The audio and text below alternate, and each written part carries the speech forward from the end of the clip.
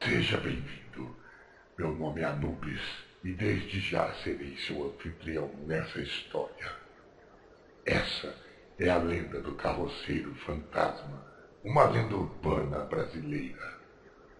Havia um pequeno sítio no interior de Minas Gerais, onde um homem e sua família levavam uma vida tranquila e com muita humildade.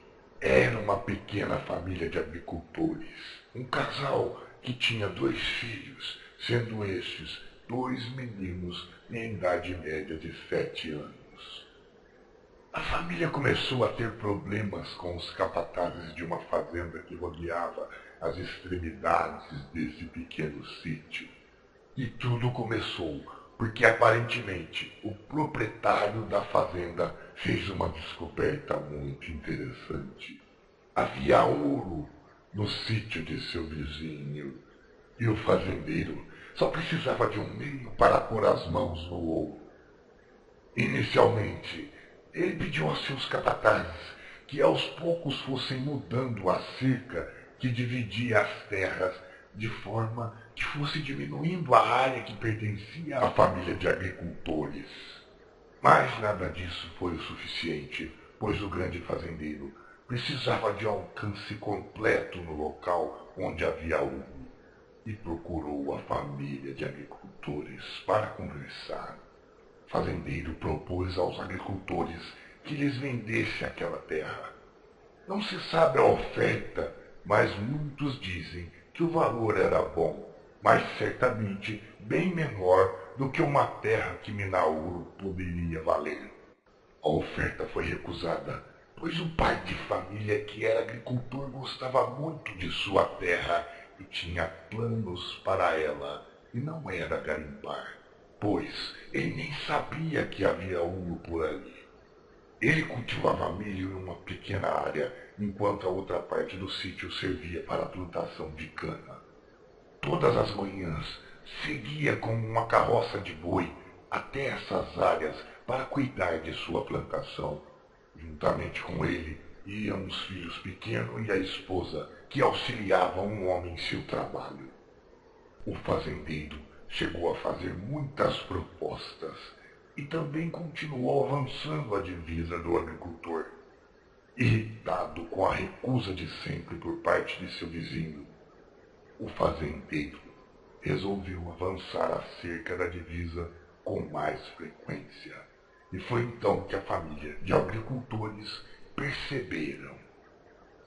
O pai de família tentou tirar satisfação com o fazendeiro, mas ele nem mesmo o atendia.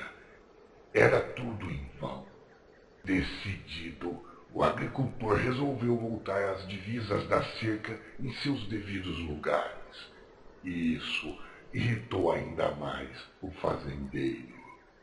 Dizem que era muito ouro, e essa cobiça cegou o fazendeiro ao ponto em que decidiu executar brutalmente a família de agricultores. Ordenou aos seus capatazes que aparecessem de manhã, e assim que a família estivesse seguindo rumo às plantações de milho, fossem abordados e cruelmente executados. Pois, embora dificilmente alguém pudesse testemunhar qualquer ato do tipo, ainda assim era melhor fazer próximo ao milharal ou canavial, pois devido à altura que já se encontravam tais plantações, certamente seria seguro de que ninguém testemunharia isso. E assim foi feito. Quando a família chegou ao local, os capatazes apareceram e renderam primeiro as 2 crianças, garantindo assim que o pai de família se tornasse refém de suas vontades. Amarraram a todos de maneira bem firme, e quando não representavam mais perigo algum, começaram a execução. Os capatazes deceparam as cabeças de todos, começando pelos adultos e posteriormente as 2 crianças. Para evitarem trabalho duro, colocaram os corpos na carroça de boi e incendiaram a plantação, onde tudo ali foi consumido. Pouco tempo mais tarde, o fazendeiro conseguiu posse sobre a terra. Inclusive montou uma espécie de garimpo ou mina ali. Contratou centenas de funcionários. Misteriosamente, começaram a acontecer coisas inexplicáveis naquele lugar. Embora agora as duas terras fossem do mesmo dono, ainda haviam cercas de divisas, pois as atividades da fazenda eram relacionadas a cuidar de animais, e as do pequeno sítio era o garimpo. A cerca preservava os locais de modo que os animais não ultrapassassem sua área. E essas mesmas cercas, inexplicavelmente, começaram a estourar. E isso não foi tudo. Alguns garimpeiros começaram a ver coisas. Pareciam espíritos em uma carroça que durante a madrugada entrava no garimpo e recolhia alguma coisa. Não se sabia o que.